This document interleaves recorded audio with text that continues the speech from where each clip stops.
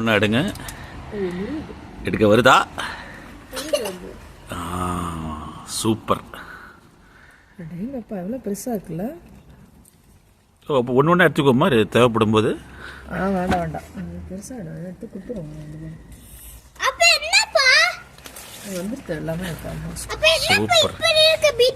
கழுவணும்.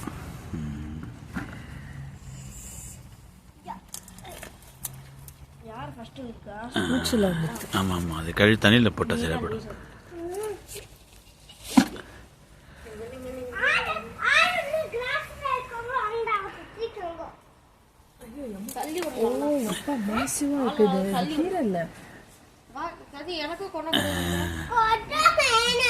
அது அப்படியே கீழே போட்டால் இது முளைச்சிடும். இந்த விதை தான். ஸ்டெம் இருக்கு இது வரைக்கும்